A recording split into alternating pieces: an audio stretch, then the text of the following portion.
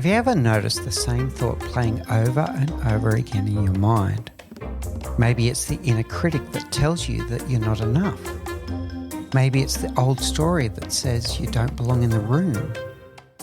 Maybe it's a resentment or a frustration or a wound from the past that keeps replaying itself long after the original moment has passed. And have you ever wondered how much that internal playlist is shaping the way you show up as a leader? Today, I'm joined by Susan Drumm, the best-selling author of The Leader's Playlist, a fascinating exploration of music, neuroscience, and leadership transformation. Susan helps us understand that every leader has a playlist. Some of it is literal, the music that can shift our energy, our mood, and our state, but some of it is metaphorical. The repeated beliefs, stories, doubts, fears, and reactions that can quietly run in the background and influence the way we lead. So as you listen today, I invite you to think about your own playlist. What is the thought, belief, emotion, or pattern that keeps playing on repeat for you? Is it true? Is it serving you? And is it helping you become the leader you want to be? Hey everyone, and welcome back to the Leadership Project. I'm greatly honoured today to be joined by Susan Drumm. Susan is a CEO advisor, an executive coach, a keynote speaker, and the founder of Meritage Leadership. But she's also the best-selling author of a book called The Leader's Playlist, which has really captured my attention. It's about unleashing the power of music and the neuroscience behind how music can transform your leadership and transform your life. And I have to say, I've never thought of this one myself. This is not something that's been in my conscious thought. So I know that I'm going to go on a journey of discovery today and learn something new and look to see how I can apply it. And I invite you to do the same. So I'm dying to get into this, Susan. Without any further ado, I'd love you to say hello to the audience and give a little flavor of your background and what inspired this? What inspired this exploration of music and neuroscience and leadership? Absolutely. Well, thank you so much for having me, and excited to be with you and be with the listeners that are with us right now. You know, I have a very eclectic background, and I think what I'm all about is pattern recognition and pattern disruption. And I realize now, looking back on my own life, that the steps I've taken have all been about disrupting patterns that I could see were not working for me and getting on to different paths. So I went to Harvard Law School, but did not end up practicing law. I went right into management consulting at the Boston Consulting Group and did that for a number of years, and then went to NBC television at 30 Rock in New York and learned some more work there, more as an internal consultant focused on Six Sigma, and then as a director of marketing and business development. And after about 5 years post-law school, I felt still not finding what I was here to do, what was the right path. And the only thing that seemed inspiring to me was to go to acting school. So I got a master's from the London Academy of Music and Dramatic Art. And little did I know it was that experience that would lead the path to the career that I've been in for 25 years now and had my own firm for 20 years.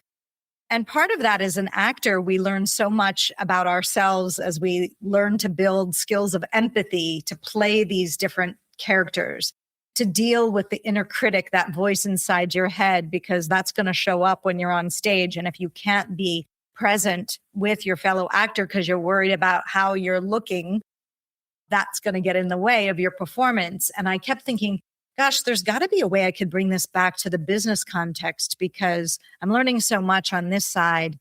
And that's how I got into leadership development and truly have been doing it ever since, but now applying it to senior leaders, CEOs, and helping them lead their teams through disruption and change.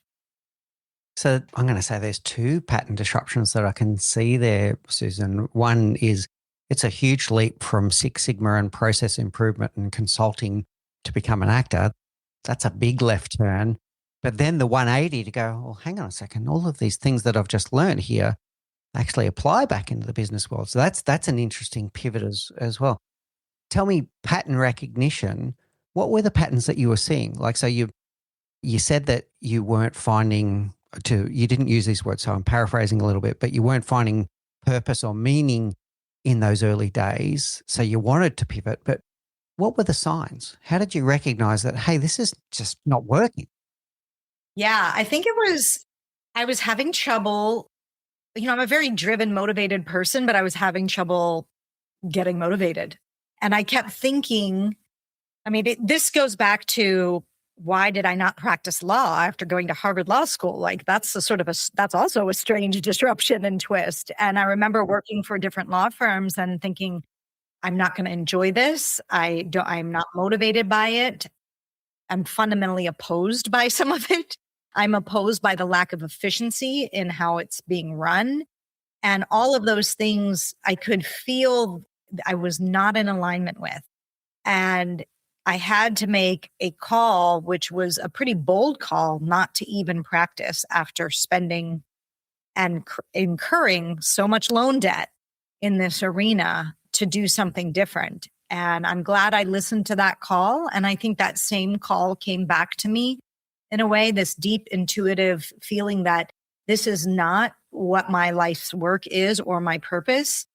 But I don't know what that is. And so I tell younger generation now, you may not know, but you only will find out by taking action towards that calling, towards those steps. And, when I went to drama school, people thought I was crazy. I thought I was kind of crazy. Like, what am I doing here? And yet it was pivotal in looking back now in the direction my career took. There's three interesting things I'm hearing there, Susan. One is I wasn't enjoying it. Two was the lack of alignment, which to me, something there wasn't sitting with your values.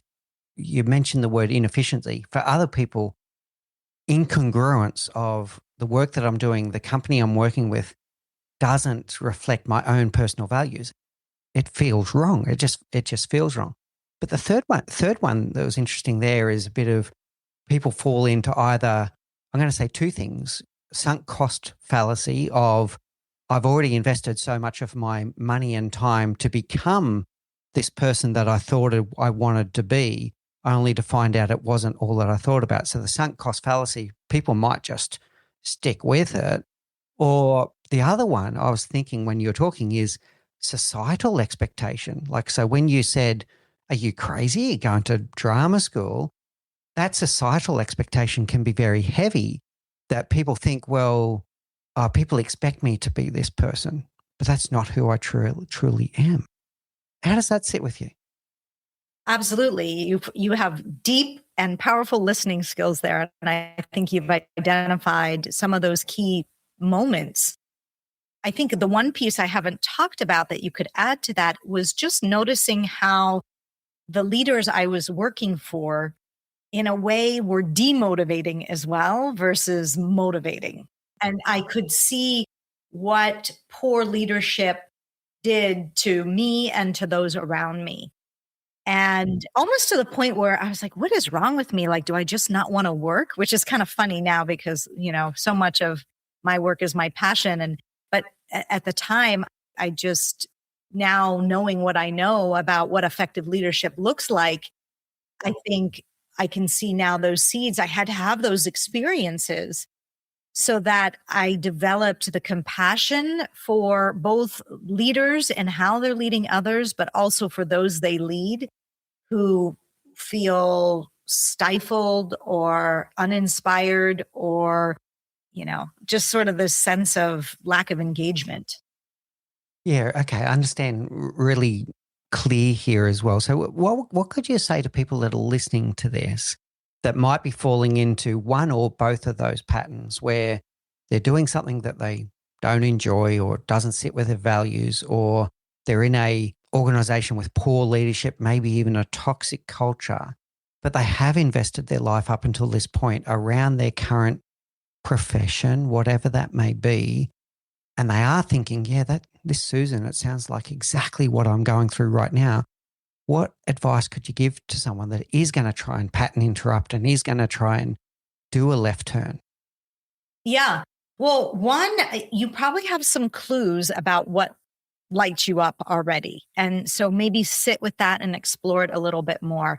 Even within the current work, there are things that maybe have called your interest or work that felt a little bit more exciting and wanting to jump out of bed and go do it. And look to those. What were you doing? Who were you doing it for? And ultimately, who were you helping? Because I do believe we all fundamentally want to make an impact. So who were you serving? And if it's not in a work, what is it outside of work where you feel that? And start to look for those threads. And then you want to find places where those can live more fully for you. And that superpower that you start to learn, like, what do you think your superpower is? What do you do very easily that seems to not come as naturally to other people? There's great clues in that for you about the direction to take things. And I think it's also important, though, that there's some toleration. Every job has some parts of it that are more challenging or maybe we don't like the best. And I think you need to look at the whole and the balance and zoom out. I often say, like, we all have to take out the trash at some point. And right, it's not the funnest job, but we do it because we want to clean home and all those things. But so recognize that there's no job that's going to be always every single piece. There will be in anything you do, maybe challenges or things you don't like, but is there, on the whole, do you feel some sense of energy, some sense of purpose, and as a belief that what you've been given as a gift is actually being utilized in the world? That's what people really want. Yeah, very good, Susan. So I'm hearing another level of self-awareness here and another level of pattern recognition. But now we're looking for the more virtuous things. So not just the pattern recognition of what's not working for me, but what is working for me and what are my superpowers? What am I good at? And to be less modest about that and go, actually, you know what?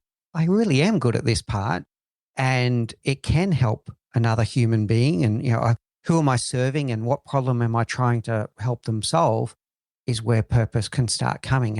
And even if it's a task that on the surface, the task it's not enjoyable in the moment, but you can see that it has an impact on the world or it has an impact on other people's lives. It can give you that motivation and joy, almost renewable joy that there's meaning to this. It actually means something. Yeah, really good. Okay. Now, I want to come full circle now to the bridge from acting back to the leadership world, because this is another form of pattern recognition to go, I'm learning all these skills here as an actor. And to be clear, I'm not an actor, so I'm curious here to understand more about this. I'm learning all these skills and then going, oh, that's broadly applicable back to the leadership world and the business world. And by the way, all of those poor leadership practices that I experienced before, if people embodied these skills, they'd be better leaders. Tell us about that journey. Yeah. Well, you summed it up so well right there with God, I'm learning all these skills. And if some of the leaders that I was working under had learned these, I think we could have had a different outcome. And so I do think that that is a fundamental piece that inspired me. Another piece that inspired me was at the time, and this is back in the early 2000 timeframe, I did landmark education, which was a breakthrough in understanding the study of being or who we are versus doing, being versus doing. Who are we being and how do we perceive the world and how does that influence our experience? And that was such a profound journey for me. I thought, I want to bring some of this work back to the business world. So I think both the acting and that landmark experience and landmark education gave me the drive to then use my consulting skills from BCG. And I went to work for a boutique firm that focused on strategy development and leadership development. And that's where I found I just fell in love with the leadership development piece and went out on my own then about 20 years ago. In fact, it's 20 years this year. So that's incredible and exciting at the same time. congratulations, Susan, on all of your success, including the book that we're going to talk about in a moment. I'm picking up a thread here. I want to test it with you, make sure I'm getting it. Picking up a thread of almost identity science here. So, and I'm going to go backwards to come forwards here. So when things were feeling misaligned and incongruent for you, there was something that wasn't connecting with who you truly are. And when that happens, that's when you start feeling incongruent and things don't feel right. Then I'm hearing going into the acting world, and I don't know much about the acting world, but you're portraying an identity. And the best actors, like I think about method acting as something that most of us would know that term and know what it means. They embody that identity, and they become, all of their behavior becomes congruent with that identity. And then I'm hearing you pick that up and take that back into the business world and go, well, being true to yourself is what makes a great leader. Does that thread work for you? This identity element of who am I really?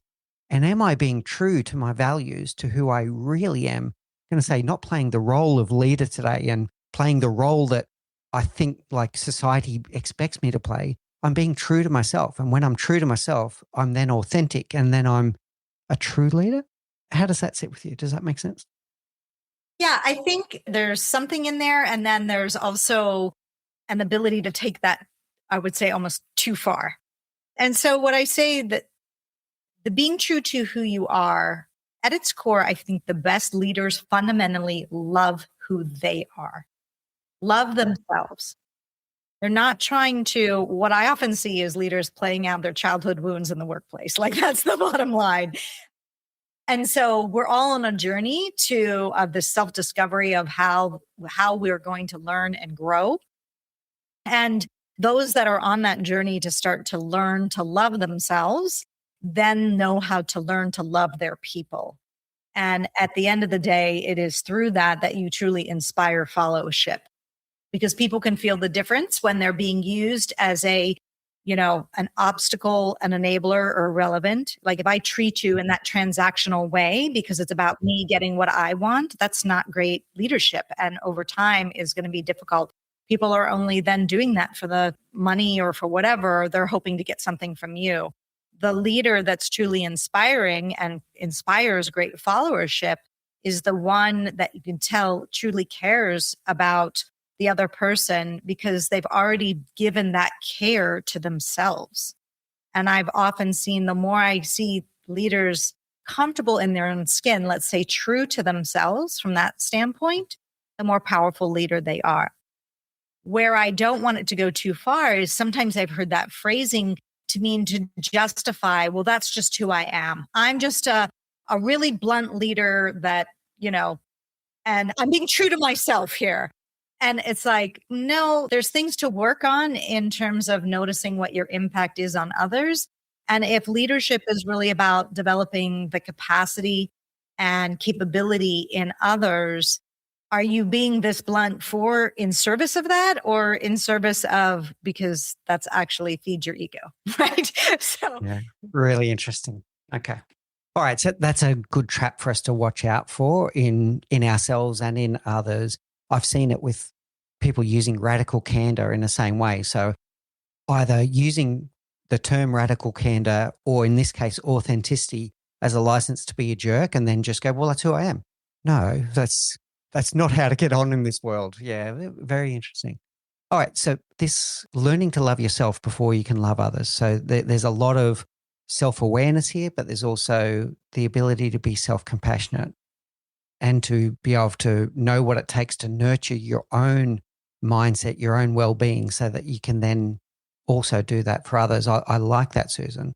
One of the things that was popping into my head when you were talking about that is, what about people that are doing that in a different way? Now, I was in a meeting yesterday where one of my counterparts did a presentation where honestly they knocked it out of the park. But this person's self-doubt and their inner critic, all right, so now we talk about the story we tell ourselves in our own mind about ourselves. It can either be a positive story or it can be a destructive story. Their inner critic absolutely beating herself up, going, oh, that was terrible. And I really was unhappy with that. maybe an element of perfectionism in there as well, but mostly it was self-doubt and almost imposter syndrome. How does someone pattern interrupt when that self-love is actually not self-love? It's the opposite. It's destructive, negative self-talk, inner critic. Yeah. Well, one is to learn more about your inner critic and how it operates. That's the one place where I would direct if I was working with this individual, like, let's take a look at this voice that likes to talk to you that way and what they say.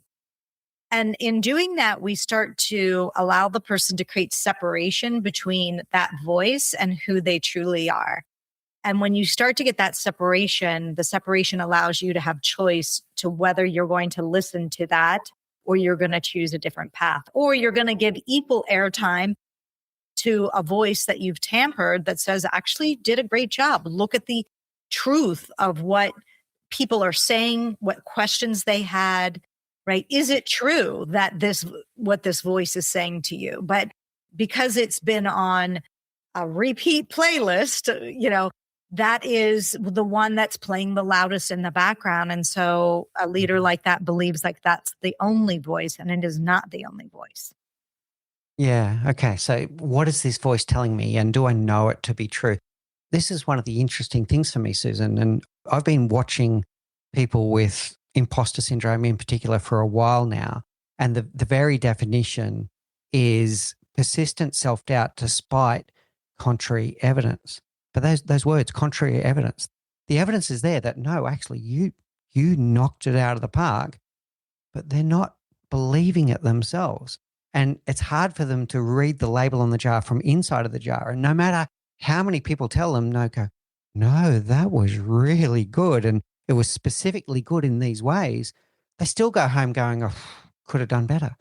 How do we pattern interrupt that further to the point where they believe it? So you've given a good question, which, do I know this to be true? But how do they believe it when the contrary evidence tells them that, no, that really was a good bit of work? Yeah. Well, for some leaders, it depends on the individual leader. Some leaders I'll go into, what is that leader, what is that voice trying to do for you? Because underneath there's a good intention of that voice, right? And if we can get the good intention behind it, but we can also see the damage that it does. So let's get really present to, like, what is the damage that that voice is doing to you? How is it influencing? What's it doing to your health? What's it doing to your perception? And so we can understand the means. I would say the voice has a good intention, but the means are not long-term effective, and giving them a lot more choice behind the matter. Now, how else could they pattern interrupt? Well, one of the two powerful modalities that I use that I know we're going to be talking about, one is around music, and the other one is around understanding your leadership style type through the Enneagram, because the Enneagram will point that whatever that dark voice is, that saboteur, that inner critic, it will help you recognize that that's part of your patterning. But how you grow is very clearly articulated with the map of the Enneagram. And so you embark on that journey to follow those growth paths. Yeah, really good. Okay, so I'm picking up a few things there, Susan. One is you don't necessarily need to ignore it. You need to pay attention and go, what is this drawing my attention to? Why is this inner critic drawing my attention to something? But then understand that if you repeat that playlist on repeat, and we're going to talk about that in a few moments, that over time it's going to be destructive. So you do need to pattern interrupt it. So pay attention, learn from it, and then learn also how to control it so that it doesn't become the dominant playlist. Take the lesson, but then park it is what I'm hearing there. Okay, so let's do the segue then. So the leader's playlist and unleashing the power of music and neuroscience to transform your leadership and your life. And we talk about this internal playlist where you and I have just been talking about inner critic. What is an internal playlist? What does that mean? And where does music come in? Yes. And so when I talk about music, I'm talking about it both literally and figuratively. So that internal playlist figuratively is what we've been talking about, but there's actually a use for music literally to shift that pattern. I've always loved music. And I found, I'm just going to share a little bit about how did I come to recognize that music was such a powerful pattern interrupt. And it comes from a personal story. I had the ending of a very important to me 5-year relationship. And it ended in not a good way with some betrayal that I discovered. And I remember feeling such resentment, like life was unfair and how like I just got stuck in a loop of resentment. And no matter how much I felt like I was doing work to heal this, every time I thought of this situation, I'd be back in this like loop of resentment. And I knew as a coach, this is not serving me to hold this energy all the time. And yet I couldn't help myself because it was just like, oh my God, you know? And so what I found is that I started to, when I was just like, I'm not going to go down that path, right? But the brain has already created a neural pathway the size of an 8-lane highway, right? I have grooved in that path. So it is any little thing that would remind me of that, I'd be down that path. And so I said, no, I'm not going to do that. And I heard this was back when Bruno Mars came out with 24 Karat Magic. And that song would shift my energy into something like, the party is, I have arrived, the party has started, like, let's go. And it would just bring the smile to my face. And I found I could not hold the energy of resentment and the energy of empowerment at the same time. You can't. And so every time I started to go down, nope, I'd either think of the song or actually put the song on or start the day with that song. And I found the more I did that, the more I was able to leave that old highway. I call it the highway to hell, that old highway behind. And then I created a whole playlist of songs that had me feel in this state of empowerment. And I called it the I Am Empowered playlist. And the more I would do it hiking, and I would play some songs when I first started my day, or I would play a song when I started getting triggered on something. And if I could take a break, right, to reset myself. And I kept thinking, gosh, there's something here with music, because I've never seen something be able to so quickly shift how I was feeling. And that's what got me into researching music's impact on the brain. So in the book, I also talk about why does music have this impact on us? And some of the fascinating things that I learned is that music lights up all 4 regions of your brain. There are very few things that do that actually can light them all. And they allow new neural networks to form more quickly. So if you want to change a habit, if you want to make a change, everything is faster and more efficient if you embed it with music. And it'll allow that. And so the way I think about it is over time, we build these highways of places that aren't serving us. And they will always be there because we've built that in the brain as literally a neural pathway network that's an 8-lane highway. How do we more quickly build that other road? Because change is hard. Why? Because it takes a while of repetition to get that new neural pathway to go from like a dirt road to a 8-lane highway. Well, music will accelerate that process. And that's when I developed the technique that now I use with some of my leaders to help them shift off of patterns that are not serving them. One is identifying that pattern and then literally tying music, both the old playlist and the new playlist. Yeah, really interesting, Susan. So a few things there. So really good lesson there that what we're talking about here is both figurative and literal. So the story that you keep on telling yourself about yourself in your own mind becomes very powerful. And if you let it run away on you in a way that's not serving you, to use the term that you use, then it's going to get deeper and deeper ingrained in your neuro pathways. I think that's really interesting. And then using music literally to pattern interrupt it. This is one before we hit record, Susan, I was talking to you about the word autopilot and how many of us go into autopilot. I think this is me right now, sticking up my hand and going, I listen to music every single day, and I love music, and music is very emotional for me as well, Susan, in both ways. And I'm going to use Bruno Mars here and his collection. Yeah, 24 Karat Gold. It's hard not to feel good when you listen to that song. But some of his more emotional songs like Rain and things like this, when I feel it, like I really, it's like really sad and all this emotion that he's sharing in that song. but I'm not doing it intentionally, is what I'm trying to tell you. I then feel that emotion and it changes my emotional state, no matter what I'm listening to. And in his collection, I go through the journey of, oh, wow, this is awesome, through to, oh, this is so sad, but it's not intentional. I'm not doing that intentionally. I'm just listening to it because I happen to like his musicality in his songs. So then what I'm hearing from you is, well, the way to use it for virtuous good is to be more intentional with it and to create that playlist. Okay. Exactly. Be more intentional. Notice music is going to have an impact on you. Are there things you have sort of on repeat playlist, and how can we shift that? And how can we use music as the bridge to get us into a state that is more powerful? Yeah. Okay. So 2 elements I want to check here. One is using it as a pattern interrupt that if I myself have been feeling a bit down lately or whatever the case may be, I'm going to maybe pattern interrupt and listen to songs that I know are going to pep me up. That's number one. So it's more the self-care element.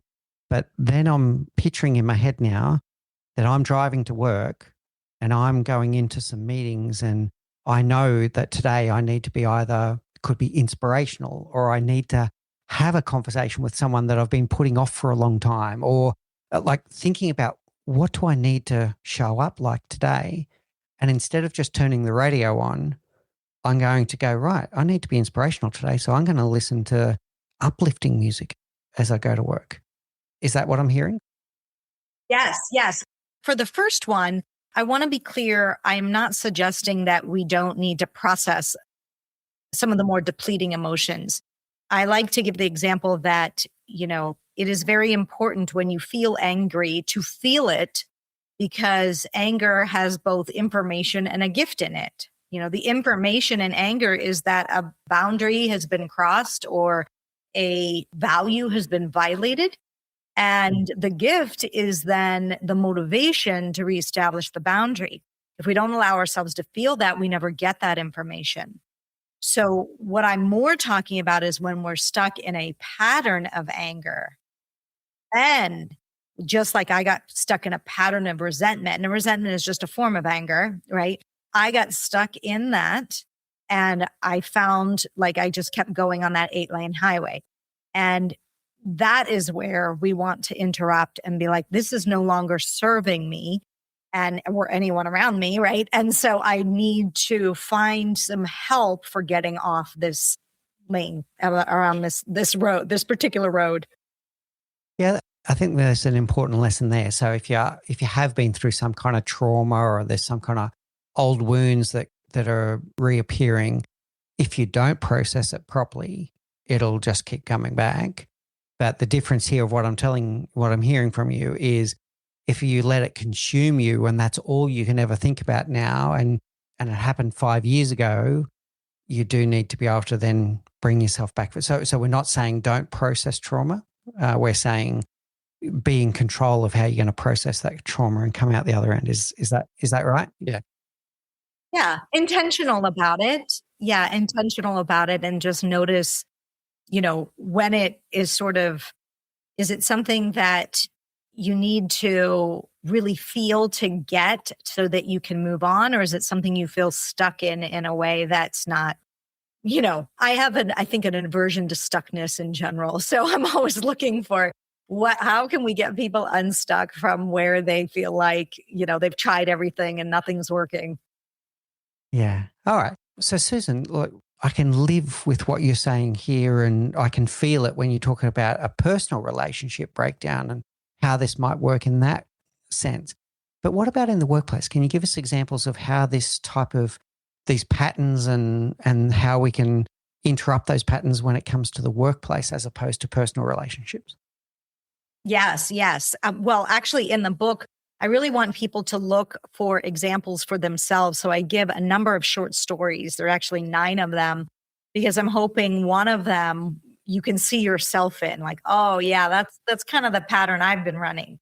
And I wanted to give people a variety to choose from so they can see that different things are activated at different times. And so I'll give you an example of one where there was a leader that I talk about, Deborah, who got some 360 feedback that she was not collaborating effectively with her peers. She was a chief marketing officer at a tech company. And she would get upset every time there was like some meeting where she wasn't invited to, or that there were emails that she was left off the distribution. And her point of view was, look, I'm in the marketing function. I need to know about these things in order to be effective. And that's very true. But how it was showing up for her was generating a lot of anger and frustration. And so we started to look at, well, I was curious to know what was happening in her mind when this occurred. And she said, when I'm not invited to the meeting or being part of the email, and she said, I just feel like I'm being left out. And I said, oh, okay. Well, let's look at where else in your life you feel left out, because my sense is it's not only happening here, that it's let's say, a sore spot or a wound that you have. And so we looked at lots of different places in her personal life, places in her early career where she felt that, and she could start to see that was an underlying playlist. And we actually called it that, like, I am left out. And then we decided to get a pattern interrupt song that would best represent that for her, so she could see when that pattern was operating. And so she chose the song Adele's Hello, which, it's sort of like, hello, can you hear me? I've been calling 1,000 times and you won't pick up the phone. I'm like, well, probably because someone doesn't. Like, so you hear this like phrase of this woman wanting to be maybe included, or that's what this leader made it mean.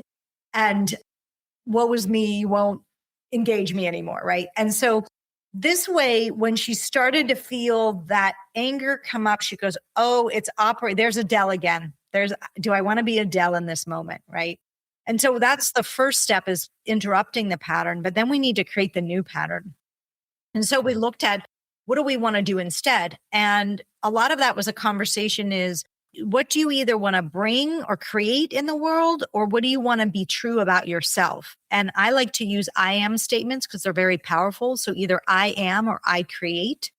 For her, she wanted I create peace and appreciation. That was like very meaningful for her. So we created an actual playlist of songs that had her feel in that way, like this sense of peace and appreciation. And I remember one of them was Natalie Merchant's Kind and Generous. Like that song just, lit her up. So similar to my Bruno Mars, like, what is that series of songs? And so part of that was her practicing being in that state more frequently, using the music to be an aid for that, as well as really her homework was to look for places in which she was included. Start putting your attention there. And, that started small, where she'd be like, okay, I got invited by the neighbor for a glass of wine. Or, you know what? My kids invited me to a special brunch. But the more she did that, she put her attention on looking for places she was included. She started to notice places in the workplace where she was included. So as opposed to being hypersensitive to where she wasn't included, now she could see the breadth of the reality of the situation, that there were plenty of places in which she was included. And the more she did that, the more her energy around this issue softened. And the more she softened, the more invitations came, to the point where her like nemesis, the guy that didn't want her as part of this, they now have coffee every other week to catch up. And she feels like that's enough. That's all she needs. She's being clued in on what product is doing, right?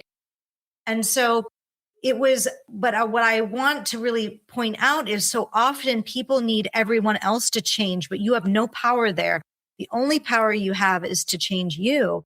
And if you start changing how you're perceiving things and change that internal playlist, life is going to show up differently for you. Yeah, really good. There are so many things I take away from that. I'm going to try and summarize the key elements for me. So I'm hearing a lot of notice and naming, right? So what is this emotion that I'm feeling right now? Why this emotion? What is it drawing my attention to? And not to ignore that, not to suppress it, just to get curious about it and go, why this emotion? Why this emotion now? Which comes to the what triggered me, so that I can understand better how this came about. Do I know this to be true? And I heard you there looking for almost contrary evidence. Okay, so I'm seeing all the times where I felt excluded, but what about all the times where I was actually included, but I didn't notice? So do I know this to be true? And then what response, not reaction, but what response is going to serve me and others well right now? And we're in control of that. And there's an element there of focusing on what we can control and letting go of what we can't control. And what we can control is our own response to that stimulus and deciding whether it's going to serve us well or not. And to be clear, in some cases, that initial reaction that you had that might have been potentially perceived as a negative response, maybe that is the one that's going to serve you well right now. And in other cases, it's going to be I let my own mind get away here, that there's a better response here. And one of the powerful ones, coming all the way back to service of others, if what I took away there, Susan, and I hope I didn't misinterpret this, that if you're in a situation where you're often feeling excluded, one of the ways to pattern interrupt would be for you to be the person that includes others. And that will bring you joy, but it'll also pattern interrupt at so to role model the behavior that you're looking for from others. If someone is treating you poorly and excluding you, you go out of your way to be inclusive to others, and it starts a new pattern. Did I get that right? That can be, as long as there's, I would say, resonance. What are you doing it for? Are you doing it for, like, I'm going to show you, right? Or are you doing it because that's truly how you believe life should be? But, it goes back to that quote, be the change you want to see in the world. And this is exactly in that. But that's why I say people, if it's inauthentic, people feel it. They can feel it. And that's why the work was also with the music for her to authentically feel that state of being. And by doing that, she's starting to be in that place. And then her actions from that place are more authentic, not manipulative. Because people can feel that subconsciously, they feel that manipulation. And so that's why I think it's really important that it actually be coming from that true, authentic place. Yeah, really nice, Susan. Okay, excellent. Now, the one final question I want to ask before we go into a rapid round is there's going to be a lot of people listening to this, and they'll be doing some pattern recognition of their own, Susan. They're going to be going, oh, how is this Susan Drumm? How is she in my head? She's recognizing everything I go through every day. If someone is in these patterns, where do they start? How do they start doing the things that you're talking about? Well, we have an easy way that people can start looking at this pattern, and I have a quiz on my personal brand site, which is susandrumm.com. And it's a quiz to look at your superpowers and some of your blind spots or things that could get in the way. And it's the things that could get in the way that is the clue to the patterns. When you do this quiz, it will, when it gives you the results, you'll also get a follow-up that will give you the chapter that is best similar to in the book. Like I mentioned, there are 9 different chapters. And so that you can see, what is another leader? It may not be exactly how your playlist shows up, but what were they grappling with? Do I see any similarities? And how did they use music to shift it? And what were the actual songs that they used? And can I use that as inspiration to create my own playlist? So that's a powerful way to start. I think another powerful way to start is to understand your leadership patterns in more depth using something like the Enneagram, which I believe is a pattern recognition tool. And the paths of growth that it illuminates are the pattern interrupt. And we have a resource to do that at EnneagramApplied.com, where you can learn a bit more about how to do that. So those are 2 great places. But so much of it is, I think, the power of self-observation, of taking that step back. Each of these things that we've talked about, to recognize a pattern, you need to be able to powerfully pause, to zoom out and notice the pattern, and then be a choice to shift the pattern. And those 4 steps are the crux to everything I've been talking about. Yeah, that's perfect, Susan. What a great way to sum it up at the end. And I do encourage everyone to take these steps. So get onto Susan's quiz here. Lean into this and see see what you learn about yourself, but then take action, and then get more intentional about it. Notice a name, pay attention, get curious, and then take intentional actions. This is what Susan's talking about. All right, fantastic. Thank you so much. I'm going to take us now to our rapid round. These are the same 4 questions we ask all of our guests. So what's the one thing that you know now, Susan Drumm, that you wish you knew when you were 20? Wow. In a nutshell, it's all going to work out. I will find the path and I will find the passion and I will be proud of the work that I do in the world. And I didn't know that at 20. Brilliantly said. I think we all need to remember that as well. Very good. What's your favorite book? The Art of Possibility. I love that book. It is about mindset reframe. And a lot of the things I've shared today is mindset reframe. And it just shows how when you move into a mindset of possibility, what's possible. Very nice one. And that's a pattern interrupt as well. We didn't get into this one, Susan, but the ability to pattern interrupt from a victim mindset to a creator mindset. Very good. Okay. What's your favorite quote? Something that Albert Einstein said, which is the solution to our current problems cannot be found from the level of consciousness that created them. Oh, so powerful. That's another pattern interrupt. I can see pattern recognition and pattern interruption is absolutely envelopes everything that you work on, Susan. Finally, how do people find you? There's going to be people listening to this and they want to take the quiz. They probably want to read the book and take action. How do they find you, Susan? Yeah. So you can reach me at susandrumm.com. And that's Drumm with 2 N's. And yes, I wrote a book on leadership and music, and my last name is Drumm. But it's SUSANDRUMM. That's my personal brand site. I also have a podcast myself called The Enlightened Executive, where we talk about these types of things as well. And then my business leadership firm is meritageleadership.com. Yeah. All right. Brilliant, Susan. Look, thank you deeply from myself and also from the audience. I'll speak for myself first and just say you have absolutely drawn my attention to something that I would go about autopilot on my life all the time, particularly this impact of music.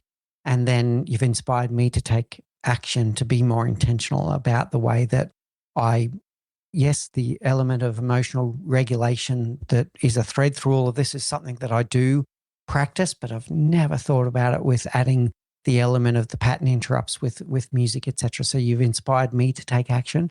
And I know that you've done that with the audience as well. So thank you so much for the gift of your time and the gift of your wisdom and your toolkit that you're offering us here. Thank you. Thank you. What a fascinating conversation with Susan Drumm.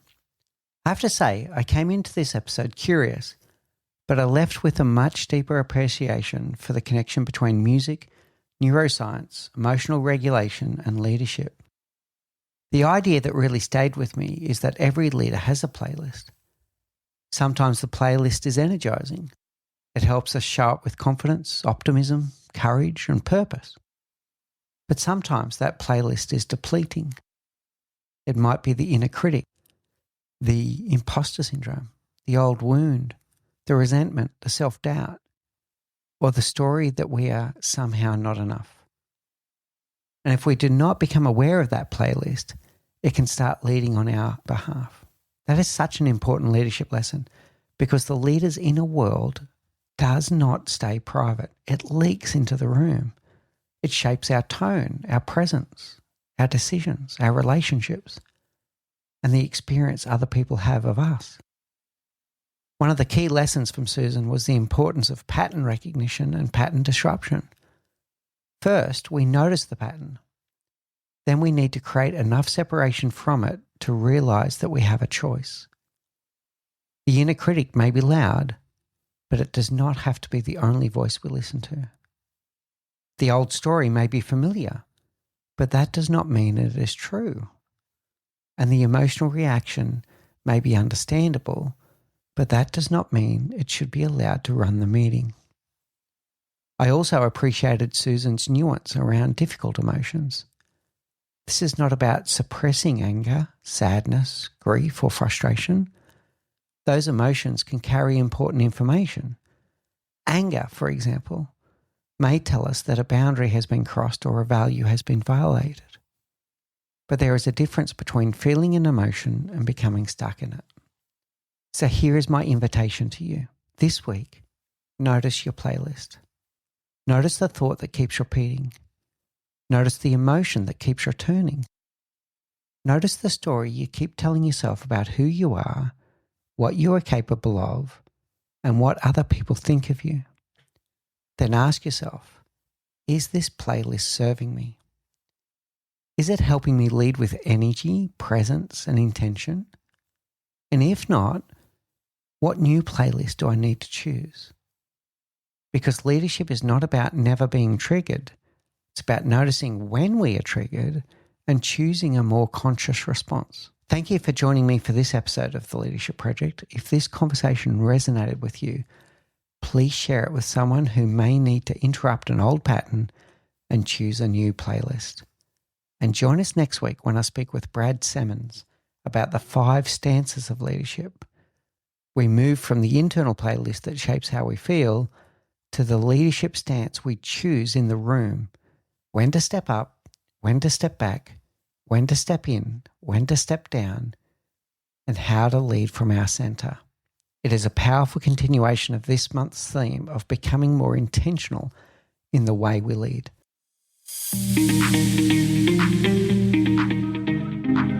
You've been listening to The Leadership Project.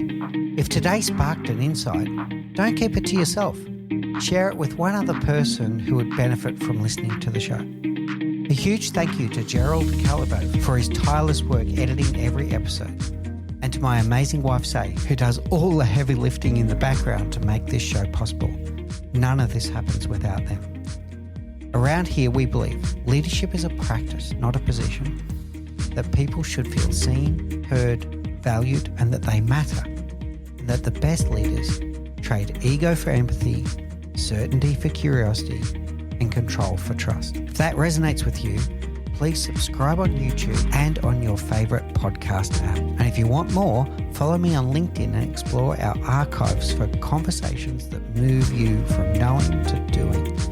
Until next time, lead with curiosity, courage, and care.